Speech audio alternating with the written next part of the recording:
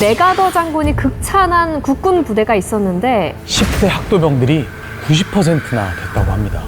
90%나요? 작전 명령 174호 인천 상륙작전이 전개되기 하루 전에 이루어진 비밀 작전이었습니다. 갑자기 포탄과 총알이 배 위로 막 날아들었습니다. 총알 맞아가 쓰러지면서 그 시체가 모래사장에 흩어져가지고 정말 목숨을 건 상륙작전이었습니다. 네, 안녕하세요. 스토리텔러 병장 표지훈입니다. 그날 군대 이야기에 오신 것을 환영합니다. 네, 초대해 주셔서 감사합니다. 아나운서 황준호입니다. 반갑습니다. 학교는 공간만 제공하고 지방자치단체 작년에 온 소장수는 새 소장수고 금년에 온 소장수는 헌 소장수다. 부족한 부분이 있더라도 귀엽게 봐주셨으면 좋겠습니다. 네, 준호 씨는 공군 예비역 중이신데 군 복무 당시에 국무총리상을 수상하셨다면서요? 네, 자유수 웅변대회에 참석할 수 있는 기회가 있었는데 그때 국무총리상을 수상을 했습니다. 그때 받은 수상 상금을 공군 순직 유가족 자녀들을 위한 하늘사랑 장학재단에 모두 기부를 했거든요. 그때가 아마 가장 뿌듯했던 순간이었던 것 같아요. 이야, 진짜 대단하신 것 같은데. 그럼 전역한 후에도 본업은 아나운서지만 공군과 관련된 활동을 계속하고 계신 거죠? 네, 감사하게도 공군에서 계속 찾아주셔가지고 이제 공군지에도 출연을 했고 또 공군 정기 음악회에도 사회를 종종 보고 있습니다. 공군에 대한 애정이 정말 남다르실 것 같아요. 안녕하세요. 스토리텔러 이혜성입니다. 그날 군대 이야기에 오신 것을 환영합니다. 네, 초대해 주셔서 감사합니다. 최영재입니다.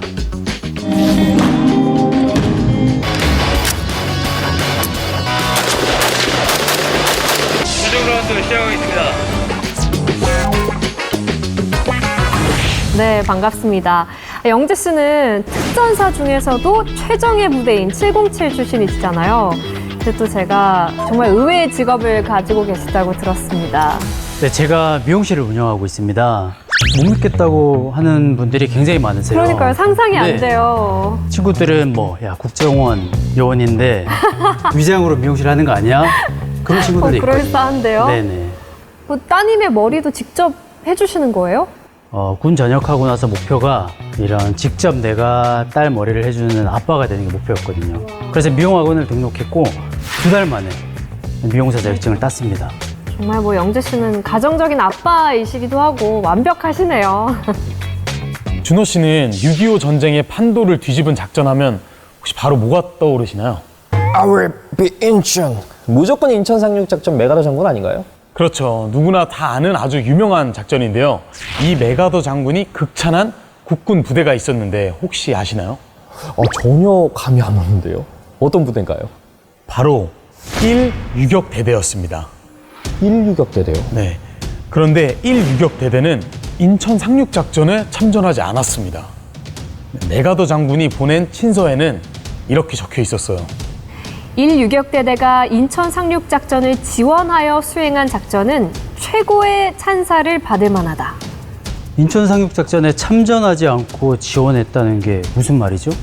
1유격대대의 임무는 바로 작전 명령 174호 인천 상륙작전이 전개되기 하루 전에 이루어진 비밀 작전이었습니다.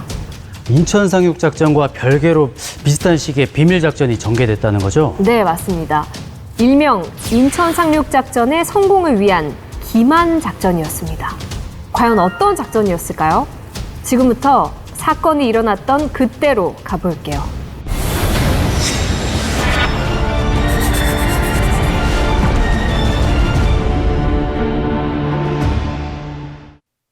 (1950년 8월) 북한군이 낙동강 전선까지 밀고 내려왔습니다. 이때 낙동강 방어선이 형성되고 매일 치열한 전투가 벌어졌습니다. 대구에 모인 사람들은 대부분 타지에서 온 피난민들이었지만 그들 중에는 북한 게릴라군도 숨어 있었어요. 북한군이 피난민으로 위장하고 숨어 있었다는 거죠? 진짜 치밀하게 준비했네. 네.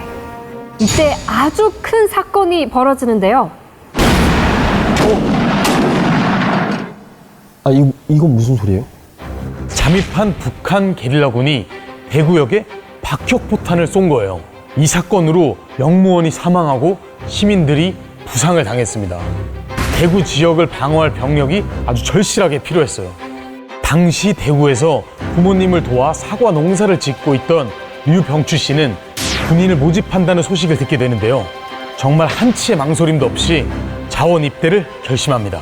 당시에 전쟁 상황인데도 자원 입대를 한다는 게 내가 만약에 그 상황이면 어땠을까라는 고민을 하는데 저는 정말 고민 많이 했을 것 같거든요. 병추 씨는 입고 있던 옷을 그대로 입고 입영장에 갈 만큼 아주 극비리에 입대를 준비했습니다. 왜 그랬을까요? 가족들이 반대할까봐 아닌가요? 그렇죠. 근데 병추 씨가 가족들 몰래 입대한 이유가 하나 더 있었어요. 바로 그의 나이가 18살이었기 때문입니다. 네? 18이요? 병추 씨가 속한 부대는 육군본부 예하 1유격대대였습니다. 여기엔 10대 학도병들이 무려 90%나 됐다고 합니다. 자원 입대한 소녀들이 그렇게나 많았나요? 그렇습니다.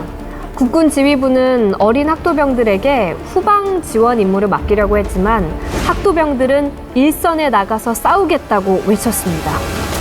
나는 처음에 일선에 갈 줄 알았지. 근데 그 사람이 이제 학생시 이래 그 모자 쓰고 이래 있으니까 후방 근무를 해달라고 이렇게 하는 거야. 아이 나는 후방 근무 안 한다. 전선에 가겠다. 그럼 그렇게 해라 해서 입대가 됐죠. 학도병들에게 맡겨진 임무는 작전 명령 174호. 인천 상륙작전이 개시되기 하루 전에 정반대 지역인 경북 영덕 장사동에서 상륙작전을 개시하라는 거였어요. 엄청난 상륙작전이 인천이 아니라 마치 장사에서 개시되는 것처럼 북한군을 기만하는 작전이었던 거네요. 당시 전선이 정말 긴급했거든요. 그래서 학도병들은 보름 정도 짧은 훈련만 받고 전쟁터로 나갔습니다. 밀양, 강도 있고 산도 있고 해서 자 도강 그 훈련도 하고 산악 훈련도 하고 이제 그 유격 훈련을 그렇게 했죠.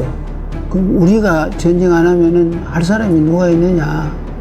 그러니까 국민의 한 사람으로서 마땅히 전쟁을 해야 되죠. 그런 마음에서 그랬죠.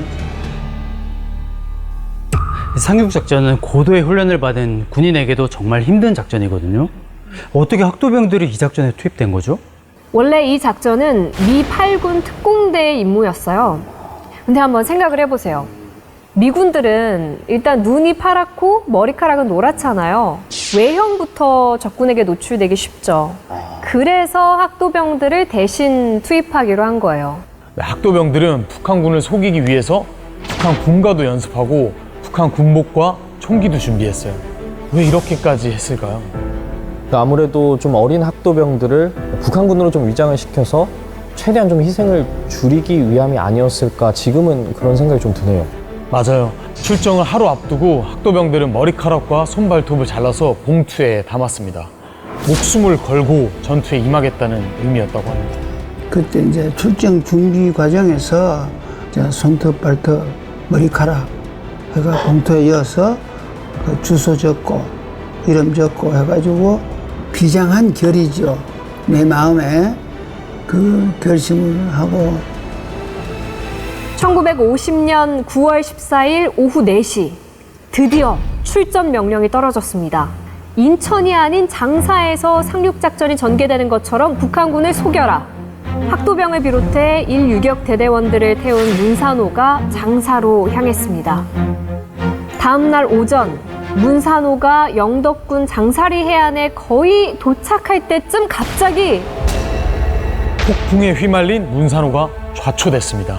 엄청난 충격에 학도병들이 우왕좌왕하고 있던 사이 갑자기 포탄과 총알이 배 위로 막 날아들었습니다. 문산호가 북한군에 발각된 거예요. 아, 어떡해. 대원들은 헤엄을 쳐서 상륙 지점으로 가야만 했습니다. 전의를 다지며 포탄이 빗발치는 바닷속에 몸을 던졌지만 성난 파도에 휩쓸려 육지를 밟지도 못한 채 수십 명이 바닷속으로 사라졌습니다. 이 남은 대원들은 해변가 소나무에 줄을 연결하고 이 줄 하나의 의지에 상륙을 시도했습니다. 정말 목숨을 건 상륙 작전이었습니다. 상륙 지점으로 가는 과정부터 정말 쉽지 않네요. 총알을 피하다가 줄을 놓친 병추 씨는 파도가 몸을 밀어준 덕분에 운 좋게 목숨을 건질 수 있었습니다. 아, 그건 진짜 다행이네요. 하지만 그 기쁨도 잠시 간신히 상륙한 장사리 해안은 북한군 소굴이었습니다. 이미 장사리 해안을 점령한 북한군은 사방에서 총탄 세례를 퍼부었습니다. 아, 진짜 너무 무서웠을 것 같아요. 학도병들은 고사리 같은 손으로 모래를 파내고 몸을 숨겼습니다. 북한군의 맹렬한 공격에 학도병들이 하나둘씩 모래 위에 쓰러졌습니다. 쓰러지면서도 대한민국 만세를 부르는 이들도 있었습니다. 은폐물이 아무것도 없잖아요. 은폐물을 만들기 위해서 그 모래흙을 이 손으로 가지고 막 파가내 앉으면 요 목이까지 내려가도록 피가 나고 뭐 해도 막 우선에 은폐하기 위해서라도 다른 방법이 없었어요. 가다가 막 총알 맞아가 쓰러지면서 그래도 대한민국 만세 부리고 그 시체가 모래사장에 흩어져 가지고 뼈만 남아가 뼈만 굴러댕겨요. 그 바람 차요. 그럴 때마다 우리 심정이 어떻겠어요? 우리가 눈물 없이는 이야기가 안 되죠. 학도병들은 적의 거점인 200고지를 탈환하기 위해 차갑게 식어가는 전우들을 뒤로 한 채 이를 악물고 전진 또 전진했습니다. 임무를 완수하기 위해서 전사한 전우들을 남겨두고 목표 지점까지 반드시 가야만 했군요. 네, 그뿐만이 아닙니다. 고지로 가는 길도 쉽지 않았습니다. 북한군이 집중 사격을 가할 때면 학도병들은 수류탄을 던지고 유탄 공격까지 감행하면서 상륙 10시간 만에 드디어 200고지를 탈환했습니다. 어린 나이에 이 학도병들이 10시간 만에 고지 탈환? 이건 정말 정신력이 대단하다고밖에 할 수 없을 것 같은데요. 서서히 총소리가 잦아들기 시작했습니다. 이제 한숨을 돌리고 주위를 둘러보는데 학도병들의 눈에 들어온 건 무엇이었을까요? 바로 고지를 가득 채운 전우들의 시체였습니다. 그러니까 목표 고지는 탈환했지만 결국에는 그 과정에서 정말 많은 학도병들이 희생이 된 거네요. 슬퍼할 겨를도 없이 다음 임무를 위해 발길을 돌릴 수밖에 없었습니다. 학도병들은 271고지와 동해안 7번 국도까지 차단해 적의 보급로를 완전히 끊었습니다. 이때 인천 상륙 작전이 성공했다는 소식도 듣게 됩니다. 그럼 학도병들이 임무를 완수한 거네요? 그렇죠.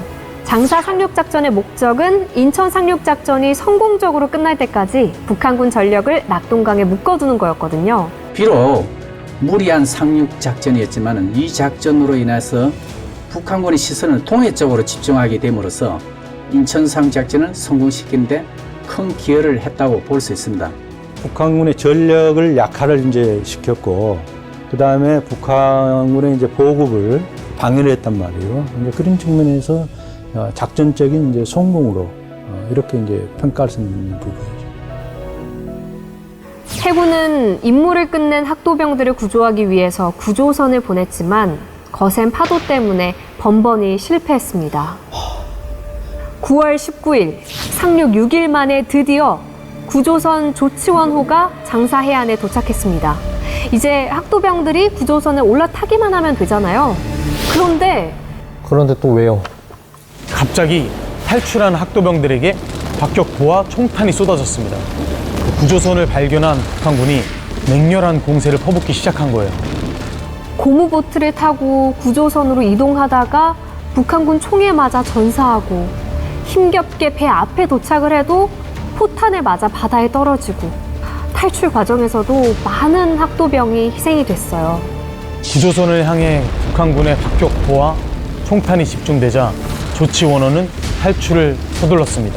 그런데 아직 해변에는 50명이 넘는 학도병들이 남아 있었어요. 조치원호 배가 새로 왔어요. 이걸 빨리 철수해야 된다 해가지고 2시간 내로 완료하라고 하는데 아무리 빨리 해도 안 되죠. 그래가 거기 한 40-50명 못 태우고 그냥. 그때 정말 그 친구들을 봤을 때 참 찢어지는 마음이었었어요.